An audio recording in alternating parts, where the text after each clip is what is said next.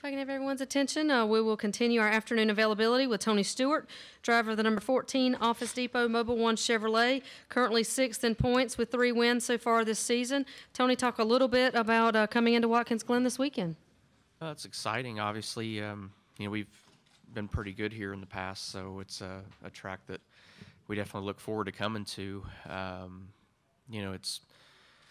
not sure it really tells you where your program is, but it's just a fun weekend. It's nice to get away from the ovals for a week and come to a place like this where we can, this track versus Sonoma is so much higher speeds that it's got a lot of the same characteristics, but very, very different at the same time. So it's a lot of fun to do something different this week.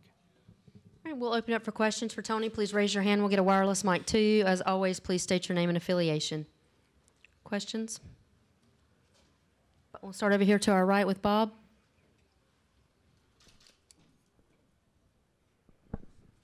Bob Harker, Sporting News. When Jeff Gordon was in here earlier, he was asked if there was any difference in the information you guys kind of trade with Hendrick, with Darian being gone and with his long relationship with Hendrick. And he said that you guys aren't in the Tuesday meetings over at Hendrick as often as you were in the past, but that you're still an open book. I mean, have you seen any difference in the amount of information you get from them or that you give to them?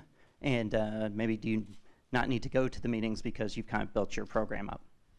Well, it's not that we don't need to go. It's just Darian had a unique relationship with Hendrick, so that's kind of where we were invited into their meetings. But the information still's an open book back and forth. So I mean, we're still sharing the same amount of information. We just the only component that's different is we're not involved in that Tuesday meeting, but.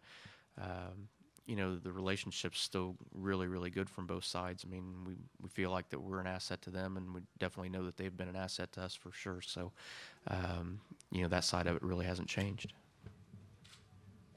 Questions? Questions for Tony? Okay, we got one in the back. We'll get a mic to you. Hey, Tony. Andy from the ABC station here in Elmira. I just want to ask you, nobody's won more here than you in NASCAR and WGI. What's been the key to your success here over the years to just keep on, putting out those good marks? I would sound a lot smarter if I actually knew the answer to that question, but I really don't know. It's, every one of the wins has been different, and, there's just something about the road course stuff that I like. I mean, we've ran really well at Sonoma, too. We just haven't got as many wins, but, this is just a fun track. I mean, I think there's parts of the track that I know are important and that I know what I need the car to feel like on Saturday to be good on Sunday there. But, every year is still a challenge because the technology changes every year, and so the setups keep evolving and keep changing, and that feel has to change also. You can't go back to that one particular feel and expect it to be perfect for every race. So it constantly evolves, but it's just been a track that's really been good to us. I mean, I'm not sure there's really one solid answer that covers it, but half of the battle is just liking the places that you're going to, and this is a track that we like. Okay, we'll take our next question from Marty, then come over here to our left. Marty Smith, ESPN. Tony, I know there are differences between how you guys performed in the summer last year and how the 24 has run this year. They have a lot of speed. You didn't seem very thrilled with how you guys were doing, but what similarities do you see in terms of the potential for them to do something along the lines of what you did last year in the chase if they make it? Well, the first thing is they got Jeff Gordon, so as long as Jeff's in the equation, it doesn't matter who he's with. You can't count him out. The second thing is you got an organization that knows how to win championships, and even when they get in, I don't even know that I'd call it a slump for them because they never really ever got in a slump. They've had clumps of bad races, but they never get in just an entire slump. So you never can count those guys out, and there's always that potential. I mean, anytime those cars are in the chase, there's potential that they can win the championship. So, I wouldn't count him out yet. Okay, we'll take our next question here to your left.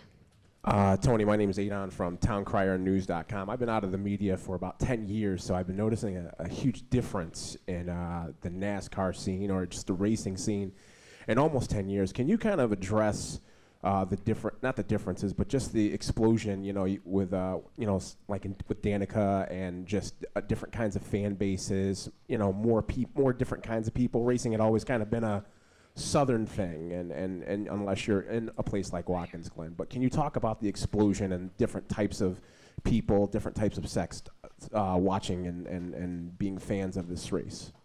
Well, the good thing is you're in the room that can get you caught up pretty quick on that. These guys know pretty much everything that's happened over the last 10 years. But, it's evolved like everything else has. I mean, it's, the TV packages have got better and better. And, you're seeing drivers not only come from all over the United States, but you see guys like Montoya and Marcos Ambrose that come from all over the world. So, the attention that's been brought to it, they've brought in a unique fan base of their own from different countries. Obviously, Danica brings a huge fan base from IndyCar racing, plus the fact that she's a female. So, it's a pretty cool time in NASCAR right now. I mean, it's I went to Australia a couple of years racing sprint cars, and they just got speed over there. So everybody was excited because they were going to be able to watch NASCAR live, and that was the big buzz when I was over there. So it's the growth of it has changed from a southeastern regional sport to worldwide in a short amount of time, and it's something that's pretty cool to be a part of right now. Okay, we'll take our next question right here up front. Hey Tony, Matt LaFleur from Speedway Media. You've been doing a bunch of sprint car racing here recently, and a lot of it up here in the Northeast. And I know the fans up here are pretty excited about all that. What's that been like, and what do you parlay over into your Cup car that you might gain on a weeknight at sprint? I've just had a lot of fun with it. It's a lot of people went on vacation there last week. I went racing 5 nights in a row. It's just that's kind of what I'm into in my thing. So I feel like the more time I spend in a race car, the better it's making me as a driver. And everybody kind of has that feeling that you got to get away from it at some point and recharge your batteries. But that does recharge my batteries. So it's I think there's been times when we're in the Cup car that there's things that not necessarily that you can adapt as far as how the cars drive, but scenarios that you get yourself in and how to handle them and how to get through them that we have to deal with every night in a sprint car too. So I think they go back and forth. I mean, I think there's things we learn in the Cup car that we can transfer to the sprint car and vice versa. So I've been happy running as much as I've been running. I mean, we're if we don't get rained out here these next couple weeks, we're going to be right around 95 races at the end of the year that I'm going to run. So it's going to be a full schedule for sure, but it's been a lot of fun. It's one of the most fun years I've ever had in a race car. Okay, we'll take a question here to our right. Josh Geyer, Stadium Journey and CollegiateStadiums.com. My question is also about the sprint car racing. It's multifold. How early in the season do you set that schedule? And how much support staff do you have so that whenever you show up that you're competitive? Like I watched you at Williams Grove a couple weeks ago. And how do you get the sponsors on board? I noticed that a lot of them seem to be the same as your Cup. Is that something that gets worked in to contracts or? Actually, it's just something above and beyond that we do for our sponsors. They don't finance the sprint car program. All those sponsors that we have, we put them on the car just as a thank you, and it's kind of one of those things where we try to underpromise and overdeliver with them. So, a lot of them have throughout the year this year been able to go to a sprint car race, and we're really surprised that they had that kind of representation. So, I'm trying to think what the rest of your question was. How much support staff do you have? Oh, okay. Yeah, we basically have 3 guys that go on the road with that team. I mean, a sprint car team really doesn't need a big staff of people. So we've got Jimmy Carr, who is our competition director for all of our open wheel teams, and he's been my crew chief. And then we got 2 other guys that go along with that car. So it's not a huge crew. The biggest thing has just been the travel cost and the operating cost. The fuel prices are killing a lot of the open wheel teams going across the country right now, but. It doesn't really take a lot of people to do it, and we set the schedule clear back as soon as we got the schedules. The hard part is a lot of sanctioning bodies, their schedules don't come out till January or February, so as soon as we get the schedules, we try working them into our schedule and getting them in as early as possible. Okay, we'll take 2 more questions. Go ahead, Marty. Marty Smith, ESPN.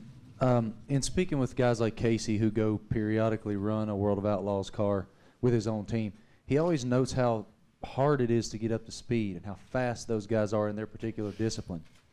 And it frustrates the fire out of him. You go win. Would it be applicable to compare it to one of those guys coming over here and winning? I mean, what's that challenge like for guys typically?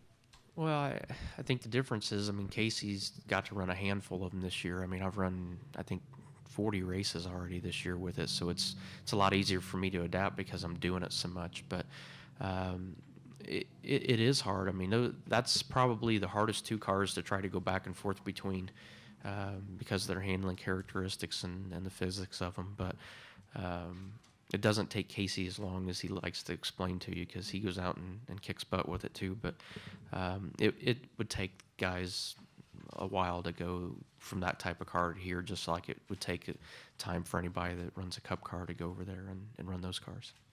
Okay, final question up front. Yeah, I'm Matt Kelly from the Corning Crier. So looking at where you were last year at this point, fighting to get into the chase, and now you're essentially in with the 3 wins that you've had. What has that done mentality-wise as far as the focus for each race getting to the chase? Can you talk a little bit more about your preparation and getting ready to defend your championship?